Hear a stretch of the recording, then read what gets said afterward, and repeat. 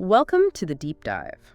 Today, we're getting straight to something really crucial, but honestly often overlooked: developing the key talent, the stars, within your organization. Right. It's one of those things that doesn't always feel urgent day to day, but letting it slide. That can seriously impact your team, your success, even your bottom line down the road. You were talking about avoiding those shockwaves, yeah. Absolutely. Think of it like gardening. You can't just focus on the big, established plants, the immediate problems. You've got to nurture the seedlings with the most potential. Those seedlings being your key employees. Exactly. Their growth is your future success. Yeah. If you neglect them, well, the future looks a bit sparse. Okay, so to help us figure out how to nurture that talent, we're diving into Rebecca Morgan's book, Grow Your Key Talent. It's packed with essays for business owners, execs, managers, basically anyone leading people. Yeah, and it's really practical stuff. The whole idea is giving leaders actionable guidance, not just theory, to boost results by investing smartly in their people. And she doesn't really mince words, does she? That opening essay title. Oh yeah, kill your business by ignoring this. It's pretty direct. It definitely grabs your attention. It does. And she makes this great comparison to ignoring your health. Yeah. You feel okay for a while, maybe cut corners, but eventually it catches up with you, big time. Same with ignoring talent development. Right, and that really highlights the core issue, doesn't it? We're all buried in the daily grind, the urgent stuff pops up, and the important work of developing our best people, it just slips down the priority list. It slips. And then you see things like that Gallup poll finding she mentions. The #1 reason people quit is their boss. Wow. That's sobering. It really is. It shows the huge influence managers have.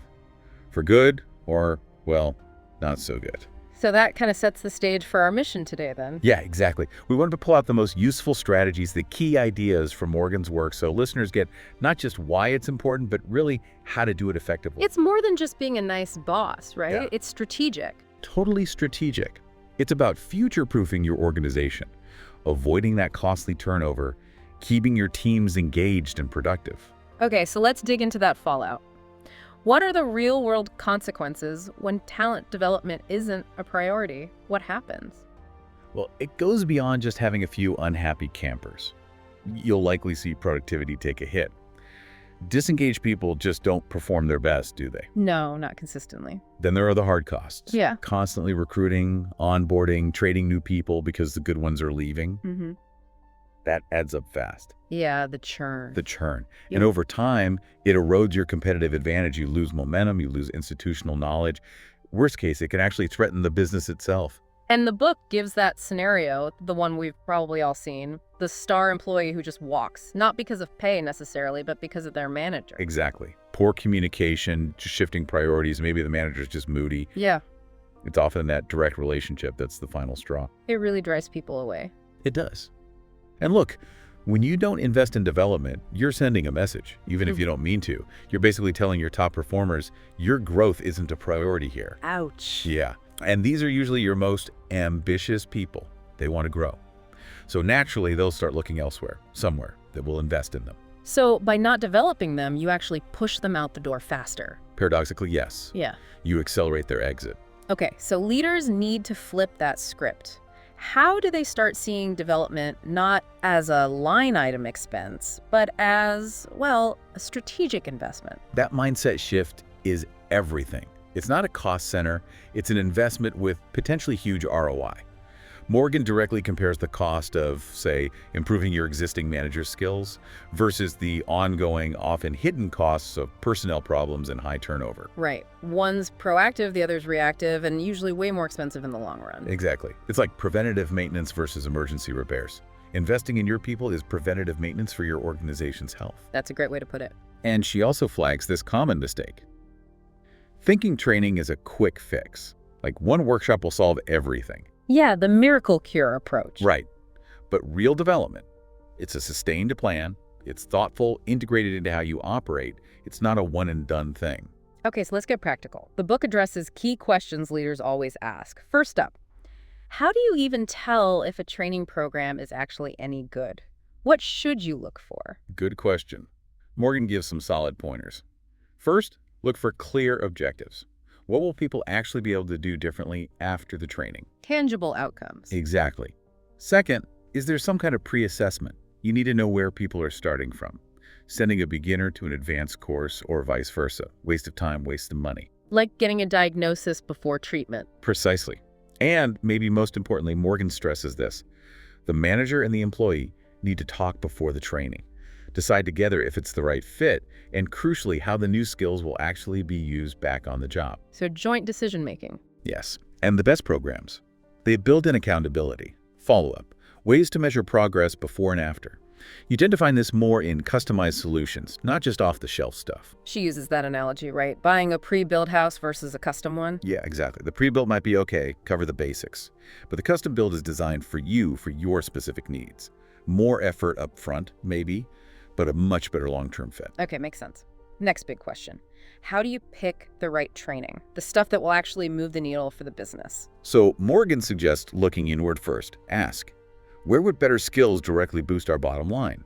Sales, tech skills, leadership. Where's the biggest leverage? Right. Also, where are the current pain points? Communication breakdowns, customer service issues, project delays. Address the real problems. Don't just train for training's sake. Exactly. And think strategically. What skills do our key people need to hit our goals in the next 6 months, 12 months, 2 years? Focus your resources there. That feels much more targeted. Aligning development with business goals, not just random workshops. That's the idea. Ensure the investment directly supports where you want the business to go. All right, so you found good training, pick the right kind. Now, the $1 million question, or maybe the $10,000 question, justifying the cost. ROI. How do you track results? Morgan's very clear here. Measure. Measure performance before, track during if you can, and definitely measure again 6 months after. Don't just do it once, keep raising the bar. What kind of things should you measure? Oh, she gives a whole list. Reduce turnover, more internal promotions, fewer errors, better customer sat scores, more sales, higher profit margins, concrete stuff. So moving beyond just, did they like the training, smile sheets? Way beyond smile sheets. You need data that shows the impact on the business. Yeah. That's how you justify the investment. Okay, another critical piece, creating actual development plans, career paths. How do you approach that effectively? Start with assessment. Understand individual strengths and where the growth areas are. Morgan suggests things like 360-degree feedback. Gathering input from peers, reports, supervisors. Exactly. Get that well-rounded view. Then work with the employee. Define where their skills should be in, say, 6 months, maybe a year or two. Collaboratively set goals. Yes. And then figure out the how. Mentoring, a longer program, specific classes. But always build in accountability for applying the learning. And she points out that growth isn't always up into management, right? Crucial point. Not everyone wants to be a manager, but they still want to grow to become experts. You need paths for those individual contributors too. Recognize their mastery. Otherwise, you risk losing those deep technical experts or specialists. Absolutely. Support their growth within their roles. It's key for retention. This next question is interesting. How can someone, maybe in HR, maybe a department lead, start thinking like a training manager or even like the CEO about development? Morgan flips that a bit. She says training managers need to think like CEOs. Look beyond just fulfilling requests. Think long-term, organization-wide skills. Okay, so what does that look like? It means asking, what skills do we as a company need in 6, 12, 24 months to hit our strategic goals? Where are our biggest gaps right now? Who has the potential to fill them? And how will we really know if they're developing those skills? So shifting from reactive, we need training on X, to proactive, we need to build capability Y for the future. Exactly. Anticipate needs, build the talent pipeline strategically, align development directly with the business strategy. And what about the very top? The CEO, the department heads, what's their role? It can't just be delegated away, can it? Definitely not. Morgan insists leaders have to be role models. They need to be seen learning themselves, working on their own skills. Walk the talk. Walk the talk. They need to champion improvement, coach their people, celebrate development wins publicly. Even just showing up to a training session sends a huge message. Visibility matters. Immensely. And crucially, they need to hold people accountable for growth, including themselves. That manager's gardening guide she mentions. It's all about that nurturing, guiding role leaders must play. So it really has to be embedded in the culture, driven from the top down. Absolutely.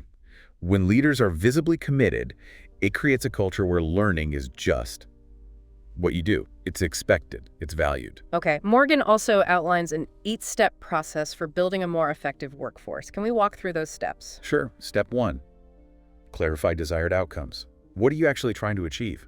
Better leadership, more customer focus. And what roadblocks, like resistance to change, might you face? Start with the end in mind. Exactly. Step 2, identify the gaps. Where are you falling short right now compared to those outcomes? What are your current metrics telling you? Measure the current state. Right. Step 3, streamline processes.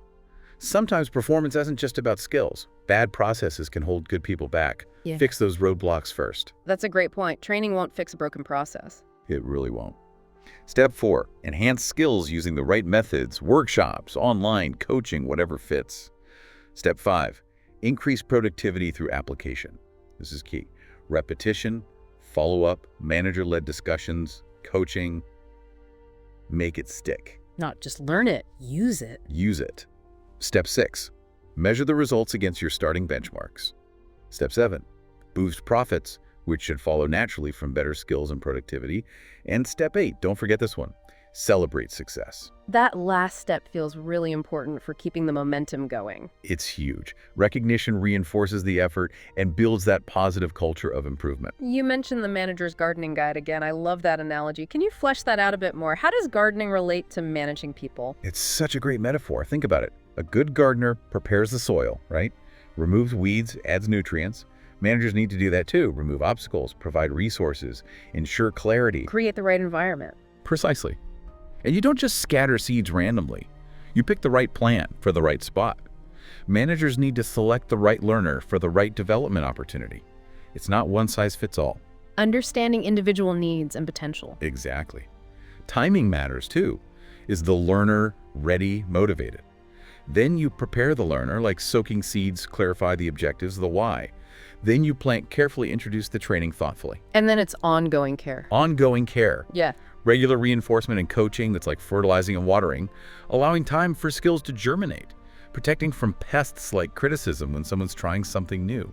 Creating psychological safety. Yes, knowing when to transplant to a new role, providing support, a stake when they falter under stress, and finally, celebrating the harvest, the results of their growth. It's very nurturing. It really reframes the manager's role. Okay, the book also talks about different approaches or philosophies managers have towards training. What are those? Morgan breaks it down into 3 main types. First is the compliance fix. This is mandatory stuff, often regulatory. People show up, check the box, but often very little actually changes. Minimal impact. Just going through the motions. Pretty much. Second is the miracle fix. This is usually a short, one-off workshop hoping to solve a big problem quickly. Like, let's do a communication workshop and fix everything. The magic bullet approach. Right. But it rarely works long-term. Yeah. No real buy-in, no reinforcement. Then there's the third way, the long-term development solution. That sounds more promising. It is. This is customized, often multi-session. It addresses specific needs, uses assessments, builds in accountability, includes follow-up and coaching, and crucially, involves the manager actively. More investment up front. Yes, more investment of time and resources. But the payoff is much higher ROI, better retention, and skills that actually stick and get used. It's the only approach that really works for lasting change. Those quick fixes just don't cut it. Often a waste of time and money, honestly. They don't address the root causes. Morgan then uses this framework of a 3-legged stool for training success.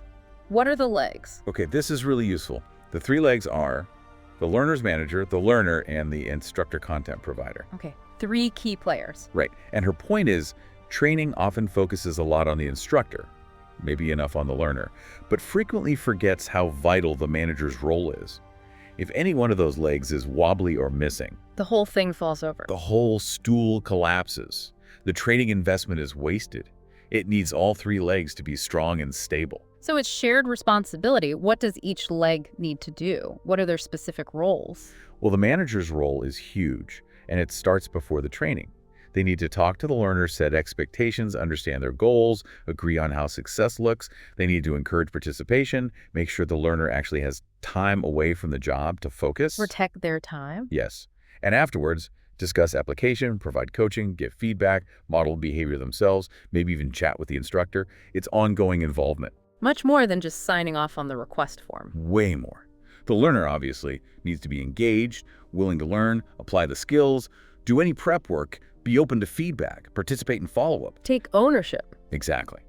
And the instructor needs to deliver relevant, engaging content, use good assessments, be approachable, provide practical tools, give feedback during the session, and maybe even suggest coaching points for the manager. So it's really an ecosystem, not just an event. Everyone plays a part. It's an integrated process. And to really hammer home the manager's role, Morgan provides that practical pre- and post-training discussion guide, 3 short talks. Right, you mentioned that. 3 10-minute conversations. Sounds manageable, but impactful. Hugely impactful for the ROI, she argues. The pre-training chat, maybe a week before, is about setting focus areas based on the agenda and the person's development plan. Why are you going? What do we hope you'll bring back? Aligning expectations. Yes. Then the 1 to 5 day post-training chat. Quick debrief. What were the key takeaways? How will you actually implement this stuff here in our environment? What support do you need from me? Making it concrete immediately. Immediately. And finally, the 30-day follow-up. Check-in time. What have you implemented? What worked? What didn't? Any roadblocks? Need more support? Keeps the momentum going, builds accountability, prevents the learning from just fading away. Exactly. It makes training an active part of development, not just a passive thing that happened. What about when you're training a whole department? Are there specific tips for managers in that group setting? Yeah, she covers that too. Yeah. It boils down to engagement. Before, during, and after. Before, the manager needs to be enthusiastic, explain the why, maybe even chat with each person about their individual focus areas. Get them primed. Exactly. During the training, be present. No checking email. Participate, but maybe let others lead small groups. Spread managers out. Be vulnerable. Share your own learnings. Take notes. Encourage people. Don't disrupt. Be a role model participant, essentially. Yes. More than just an observer. And after. Within a week, discuss implementation plans. Ask for ideas on how the team can apply things. Keep talking about it in staff meetings. Use articles, discussion guides. Keep it alive. That constant reinforcement seems key for team-wide training. It really is. Otherwise, it just becomes that thing you did last month and nothing really changes day to day. Okay, but what if you're thinking, this sounds great, but we're strapped for time and budget right now? Yeah. Does the book offer simpler solutions? It does. That's the 10 Easy Development Solutions section. Really practical, low-cost, low-time ideas. Like what? Give us a few examples. Okay, one simple one. Have staff rotate presenting on one of their own best practices during team meetings. Shares knowledge, builds presentation skills. 0 cost. Nice. What else? Do a team book club. Pick a relevant book, discuss the chapter each month in your regular meeting. Minimal cost, builds shared understanding. She also mentions her own resources like monthly teleseminars or discussion guides for her books. Very accessible. So there are definitely ways to bake development into the routine without a huge production. Absolutely. It shows development doesn't have to be elaborate or expensive to be effective. Small, consistent steps count. Now, the book also warns about potential pitfalls, right? Things leaders need to watch out for when trying to develop talent. Oh yeah, several important ones. First, punishing excellence. That Circuit City story she tells. Firing a top salesperson for making too much commission. It makes you stop and think, what do we really reward here? And what do we inadvertently punish? That's a chilling example. It is. Then there's training as punishment. Yeah. Using training as a fix for a problem employee. It just breeds resentment and makes a training totally ineffective. Training should be seen as a reward, an opportunity for high potentials. Like that US Airways pilot example, using the simulator punitively backfired completely. Exactly. She also stresses accountability for personal improvement. People have to want to apply the learning, and leading by example is non-negotiable. If leaders cut corners or act unethically, forget about impactful development. Culture starts at the top. Always. And hiring stellar performers to begin with. You can't train a helpful attitude if it's not there. Training builds on a good foundation. The Rockery example can't build on poor material. Right. Other pitfalls. Being too nice, letting poor performance slide indefinitely hurts everyone. Ignoring expert counsel, sticking to familiar training that doesn't work, understanding that coaching is a manager's job, you can't just outsource it. And prescribing without proper diagnosis, jumping to solutions before you understand the real problem or the desired outcome. Wow. Lots to be mindful of. It's clearly not just about sending people to classes. Not at all. It requires real thought, strategy, and ongoing effort. And that leads into her final big point. Why most training fails. She lists 5 main reasons. Okay, let's hear them. Why does so much training investment go down the drain? Reason 1, training for the wrong reasons, like training everyone because one person needs it, or mandatory training just to tick a box, or trying to fix deep character issues with a workshop. Misapplication of training. Right. Reason 2, the wrong people are in the room. Disengaged people, bored high performers, people sent who don't know why they're there, people with the wrong motives. Bad audience mix. Exactly. Reason 3, no clear measurable outcomes.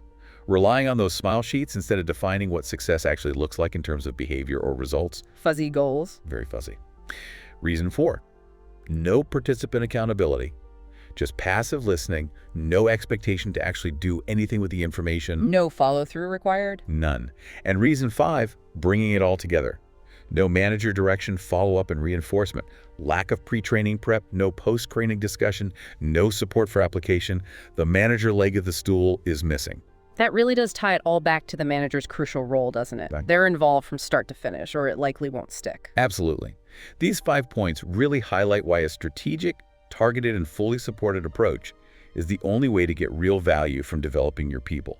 Well, this has been incredibly insightful. Really digging into Rebecca Morgan's work makes it so clear that developing key talent isn't just a nice-to-have HR function.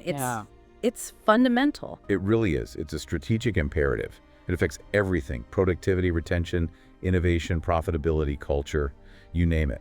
And the big takeaway seems to be moving beyond thinking of training as these isolated events or quick fixes. Exactly. It's about building a true culture of continuous learning, ongoing development, and that takes commitment from everyone: the employee, the manager, and the leadership. All 3 legs of that stool need to be solid. So maybe a final thought for our listeners as you reflect on this. What's just one small, concrete step you could take, maybe even today, to better support the growth of someone on your team? Yeah, maybe it's scheduling that 10-minute pre-training chat you've been putting off. Or perhaps looking at those 10 easy development solutions and picking one to try next month. That small investment could really pay off down the line, couldn't it? For them and for the organization. Absolutely. Yeah. And maybe also ask, which of those pitfalls we talked about might be lurking in my team or organization? What can I do to start addressing it? Small steps, big impact, potentially. Great food for thought. Thanks so much for walking us through all that. My pleasure. It's critical stuff. It really is. Thanks everyone for tuning in to The Deep Dive. We'll catch you next time.